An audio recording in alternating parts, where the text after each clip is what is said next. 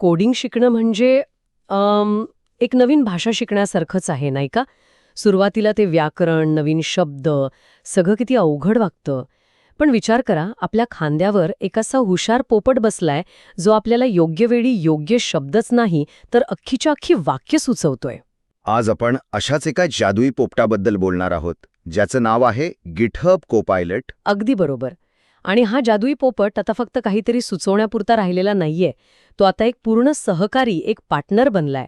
आज आपण Microsoft लर्नवरच्या GH300T00A GitHub Copilot या कोर्सच्या संरचनेचा म्हणजे स्ट्रक्चरचा एक सखोल आढावा घेणार आहोत. म्हणजे आपण या कोर्सचं माहितीपत्रक नाही, तर त्याचा एक एक्स-रे रिपोर्टच बघणार आहोत, असं म्हणूया? हो, अगदी तसंच. सोप्या भाषेत सांगायचं तर गिटहब कोपायलट हा एक काय म्हणतात त्याला, AI जोडीदार प्रोग्रामर आहे. तो आपल्यासोबत बसून कोड लिहायला मदत करतो. तो आपण काय लिहितो हे समजून घेतो आणि पुढचा कोड काय असायला हवा याच्या सूचना देतो. आणि हे सगळं तो ओपन AI कोडेक्स नावाच्या एका शक्तिशाली तंत्रज्ञानाचा वापर करून करतो. बरोबर. आणि आजचा आपला उद्देश फक्त या कोर्समध्ये काय आहे हे सांगणं नाहीये, तर हे शिकल्यावर एका डेव्हलपरच्या, मॅनेजरच्या किंवा अगदी विद्यार्थ्याच्या कामाच्या पद्धतीत काय आणि कसा बदल होतो हे समजून घेणं जास्त महत्त्वाचं आहे, नाही का? हो, नक्कीच. या कोर्समध्ये 2 मुख्य लर्निंग पाथ आहेत, म्हणजे 2 मोठे टप्पे. आपण एकामागून एक ते पाहणार आहोत. चला तर मग आपल्या या गेमच्या लेव्हल 1 कडे वळूया. याचं नाव आहे गिटहब कोपायलट फंडामेंटल्स भाग 1. यात एकूण 9 मॉड्यूल्स आहेत, म्हणजे भरपूर काही शिकायला मिळणार आहे. हो, हा पहिला टप्पा पूर्णपणे पाया पक्का करण्यावर लक्ष केंद्रित करतो. याचा मुख्य उद्देश कोपायलटच्या मूलभूत गोष्टी समजून घेणं आहे, जसं की त्याचे वेगवेगळे प्रकार. प्रकार म्हणजे कसे? हो, इंडिव्हिज्युअल्स, बिझनेस आणि एंटरप्राइज. हे अगदी आपल्या स्ट्रीमिंग सर्व्हिसच्या प्लॅनसारखं आहे. एक वैयक्तिक वापरासाठी, एक छोट्या टीमसाठी आणि एक एका मोठ्या कंपनीसाठी. समजलं. बरोबर. पण इथे एक महत्त्वाचा मुद्दा आहे जो या कोर्समध्ये अगदी सुरुवातीलाच स्पष्ट केला जातो. तो म्हणजे जबाबदारी. इथेच मला एक प्रश्न विचारायचा होता. हे सगळं ऐकायला खूप छान वाटतंय की एक AI आपल्याला मदत करतोय. पण याचा एक धोका नाही का? म्हणजे डेडलाईनच्या दबावाखाली असताना डेव्हलपर्स AIने दिलेला कोड न तपासता स्वीकारण्याची शक्यता वाढते. यावर हा कोर्स काही उपाय सुचवतो का? खूप खूप चांगला प्रश्न आहे आणि कोर्स याच मुद्द्यावर जोर देतो. पहिल्या 2 मॉड्यूल्समध्ये को-पायलटची ओळख आणि जबाबदार AIचा वापर हेच शिकवलं जातं. ते with great power comes great responsibility हे वाक्य आहे ना. हो. AI कडून आलेला प्रत्येक कोड डोळे झाकून स्वीकारायचा नसतो. तो तपासावा लागतो, समजून घ्यावा लागतो आणि मगच वापरायचा असतो. अच्छा, म्हणजे यात नैतिक आणि कार्यात्मक धोके कसे टाळायचे यावर मार्गदर्शन आहे. हो, जसं की असुरक्षित कोड किंवा दुसऱ्याच्या कोडची नक्कल, या सगळ्या गोष्टी. ठीक आहे. म्हणजे जादूची कांडी दिलीये, पण ती कशी वापरायची याचं एक मॅन्युअल पण सोबत आहे. हे महत्वाचं आहे. मग पुढचा टप्पा काय आहे? पुढचा टप्पा हा कदाचित या संपूर्ण कोर्समधला सर्वात महत्त्वाचा भाग आहे. प्रॉम्प्ट इंजिनिअरिंगची ओळख. Prompt engineering. हो, बघा, एकेकाळी डेव्हलपरसाठी सर्वात महत्त्वाचं कौशल्य होतं अल्गोरिदम लिहिणं. आता त्यासोबतच प्रॉम्प्ट इंजिनिअरिंग हे एक नवीन मूलभूत कौशल्य बनत आहे. ही आहे AIशी बोलण्याची कला. म्हणजे तुम्ही कोड लिहिण्याऐवजी कोड लिहिण्याची सूचना अधिक चांगल्या प्रकारे कशी द्यायची हे शिकत आहात. हां, तर कामाच्या स्वरूपातला एक मोठा बदल आहे. अगदी. हे खूपच रंजक आहे. म्हणजे आता उत्तम कोड कसा लिहायचा यापेक्षा उत्तम कोड लिहिण्यासाठी सूचना कशी द्यायची हे जास्त महत्वाचं ठरू शकतं. याचं एखादं उदाहरण देऊ शकाल का? नक्कीच. समजा तुम्हाला युजरच्या डेटाची यादी अल्फाबेटिकली सॉर्ट करायची आहे. तुम्ही फक्त सॉर्ट युजर लिस्ट असं लिहू शकता. पण ते खूपच साधं झालं. बरोबर. एक चांगला प्रॉम्प्ट असा असेल, sort the users array of objects alphabetically based on the last name property and handle null or undefined names by placing them at the end. तुम्ही जितकी स्पष्ट आणि सविस्तर सूचना द्याल, तितका अचूक आणि चांगला कोड तुम्हाला मिळेल. म्हणजे एखाद्या जिनला मला काहीतरी दे असं म्हणण्याऐवजी मला कप होल्डर्स असलेली उडणारी चटाई दे असं स्पष्ट मागण्यासारखं आहे. हां, अगदी तोच मुद्दा. हे मॉड्यूल तुम्हाला ती उडणारी चटाई कशी मागायची हेच शिकवतं. छान. आता ही प्रॉम्प्ट देण्याची कला शिकल्यावर ही सुपर पॉवर कुठे कुठे वापरता येते? कारण डेव्हलपर्स वेगवेगळ्या टूल्समध्ये काम करतात, नाही का? बरोबर. आणि हाच पुढचा मॉड्यूल आहे, वेगवेगळ्या वातावरणात को पायलटचा वापर. को पायलट फक्त एकाच ठिकाणी मर्यादित नाहीये. तो तुमच्या मुख्य वर्कस्पेसमध्ये म्हणजे आयडीमध्ये एक विस्तार म्हणून काम करतो. म्हणजे VS कोड, JetBrains या सगळ्यांमध्ये. हो, VS code, JetBrains, IDs, visual studio यांसारख्या प्रसिद्ध वातावरणात तो सहजपणे समाविष्ट होतो. इतकंच नाही तर तुम्ही त्याच्याशी को पायलट चॅटद्वारे संवाद साधू शकता. जणू काही तुम्ही एका हुशार मेंटरशी बोलताय.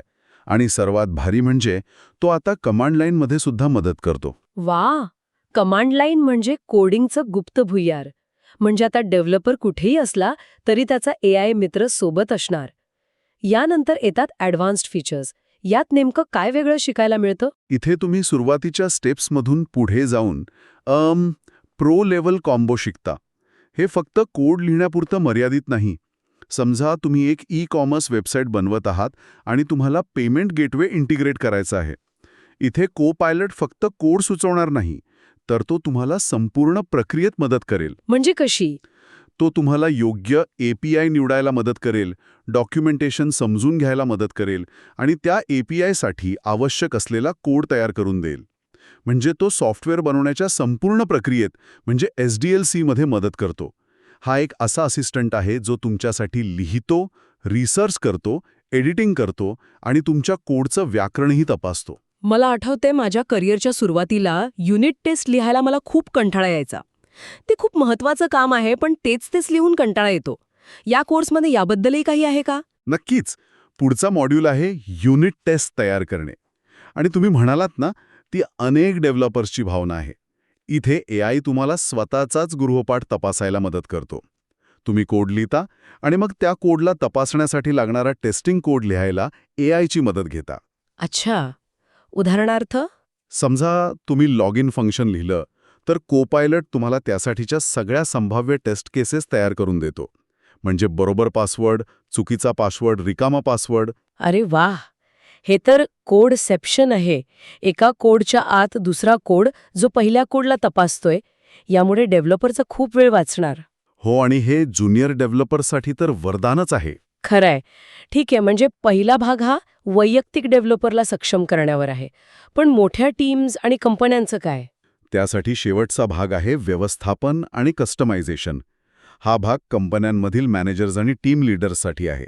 संपूर्ण टीमसाठी हे टूल कसं सेट करायचं, त्याचे नियम कसे ठरवायचे. नियम म्हणजे कोणत्या प्रकारचा कोड सुचवायचा नाही, उदाहरणार्थ जुना किंवा असुरक्षित कोड, यावर नियंत्रण कसं ठेवायचं हे यात शिकवलं जातं. आणि याच संदर्भात को पायलट स्पेसेस ही एक नवीन आणि खूप शक्तिशाली संकल्पना येते. को पायलट स्पेसेस हे काय आहे? याचा विचार तुम्ही तुमच्या टीमसाठी तयार केलेल्या एका कस्टम ट्यून्ड AI ब्रेनसारखा करू शकता. तुम्ही त्याला तुमच्या कंपनीचा खाजगी कोड, डॉक्युमेंटेशन्स आणि स्टाईल गाईड शिकवू शकता. त्यामुळे जेव्हा तुमच्या टीममधील कोणी प्रश्न विचारेल तेव्हा को पायलट फक्त इंटरनेटवरची माहिती नाही, तर तुमच्या कंपनीच्या अंतर्गत ज्ञानाच्या आधारे उत्तर देईल. कमाल आहे. यामुळे तर संपूर्ण टीम एकाच दिशेने आणि अधिक प्रभावीपणे काम करेल. अगदी. ठीक आहे, म्हणजे पहिला टप्पा हा पाया पक्का करण्याबद्दल आहे. को पायलटची ओळख करून घेण्यापासून ते त्याला आपल्या टीमचा एक महत्त्वाचा सदस्य बनवण्यापर्यंतचा प्रवास आहे. पण मला खरी उत्सुकता आहे ती एजंट मोडबद्दल, ज्याबद्दल मी ऐकलं आहे. ते तर सायफाय सिनेमासारखं वाटतंय. या दुसऱ्या भागात आपण त्याबद्दलच बोलणार आहोत का? अगदी बरोबर. पहिला भाग जर वर्णमाला आणि व्याकरण शिकण्यासारखा होता, तर दुसरा भाग म्हणजे कविता आणि चित्रपटाची कथा लिहिण्यासारखा आहे. चला, लेव्हल 2 कडे वळूया. याचं नाव आहे गिटहब कोपायलट फंडामेंटल्स भाग 2 आणि यात 6 मॉड्यूल्स आहेत. या टप्प्याचा भर अधिक प्रगत आणि कृती केंद्रित गोष्टींवर आहे. तर एजंट मोड आणि कोडिंग एजंट ऐकायलाच किती भारी वाटतंय. यात आणि नेहमीच्या कोपायलटमध्ये नेमका काय फरक आहे? फरक खूप मोठा आहे. नेहमीचा को पायलट हा नकाशा वाचून सांगणाऱ्या को पायलटसारखा आहे. तो तुम्हाला पुढचा रस्ता सुचवतो. पण को पायलट एजंट हा असा को पायलट आहे जो तुम्ही कॉफी पिताना थोडा वेळ विमान स्वतः चालवू शकतो. काय सांगताय? हो, तुम्ही त्याला फक्त एक उद्दिष्ट देता, एक काम सांगता आणि तो ते पूर्ण करण्यासाठी लागणारे टप्पे स्वतः ठरवतो आणि पूर्ण करतो. एक मिनिट. म्हणजे मी त्याला फक्त असं सांगू शकते की माझ्या या प्रोजेक्टमधील सर्व जुन्या API कॉल्सना नवीन व्हर्जनमध्ये अपडेट कर आणि तो ते स्वतःहून करेल. हो, अगदी तसंच. तो फाईल्स शोधेल, कोड बदलेल आणि आवश्यक बदल स्वतःच करेल. तो तुमच्यासाठी कोड रिफॅक्टर करतो, सुधारतो आणि संपूर्ण काम सांभाळतो. अर्थात अंतिम तपासणी आणि मंजुरी तुमचीच असते, पण तो 90% काम स्वतःहून पूर्ण करू शकतो. ही एक मोठी झेप आहे. वाव, हे तर कामाची पद्धतच बदलून टाकेल. मग या दुसऱ्या भागाला आणखी काय आहे? MCP सर्व्हर नावाचं काहीतरी दिसतंय. हे खूपच तांत्रिक वाटतंय. हे तांत्रिक आहे, पण त्याची संकल्पना सोपी आहे. याचा विचार एका सुरक्षित, खास पुलासारखा करा. समजा तुमच्या कंपनीकडे स्वतःचे काही AI टूल्स आहेत किंवा त्यांना गिटहबच्या सेवा मोठ्या प्रमाणात वापरायच्या आहेत. तर MCP सर्व्हर हा एक सुरक्षित बोगदा आहे, जो तुमच्या कंपनीच्या सिस्टमला गिटहबच्या AI क्षमतांसोबत सुरक्षितपणे आणि वेगाने जोडतो. गुप्त बोगदा. हे उदाहरण आवडलं. आता पुढचा भाग तर सगळ्या डेव्हलपरच्या जिव्हाळ्याचा आहे. Code review. कोड रिव्ह्यू म्हणजे जेव्हा तुमचे सहकारी तुमचं काम तपासतात. हे थोडं तणावपूर्ण असू शकतं. हो, विशेषतः ज्युनियर डेव्हलपरसाठी. आणि इथेच को-पायलट तुमचा एक मित्र बनून मदत करतो. पुढच्या मॉड्यूलमध्ये कोड रिव्ह्यू आणि पुल रिक्वेस्ट्समध्ये हेच शिकवलं जातं. तुमचा कोड तुमच्या सिनियर डेव्हलपरनी पाहण्याआधीच को-पायलट तो तपासतो. अच्छा, म्हणजे एक प्री रिव्ह्यू. अगदी. तो तुमच्या चुका शोधतो, कोड अधिक चांगला कसा लिहायचा याच्या सूचना देतो आणि तुमच्या पुल रिक्वेस्टसाठी एक चांगला सारांश सुद्धा लिहून देतो.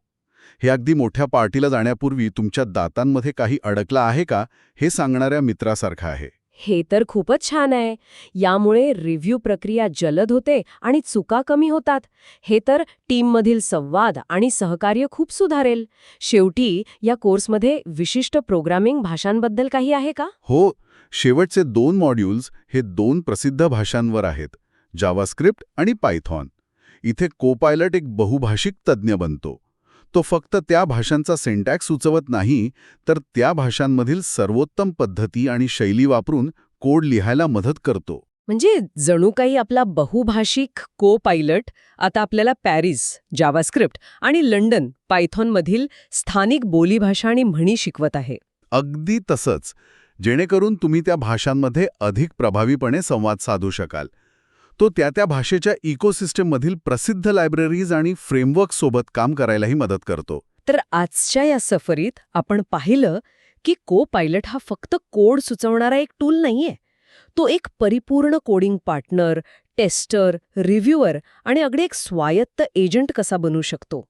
हा कोर्स फक्त बटणं कशी दाबायची हे शिकवत नाही, तर विचार करण्याची एक नवीन पद्धत शिकवतोय असं वाटतंय. अगदी बरोबर. याचा व्यापक दृष्टिकोन पाहिला तर हे फक्त वेगाने कोड लिहिण्यापुरतं मर्यादित नाही.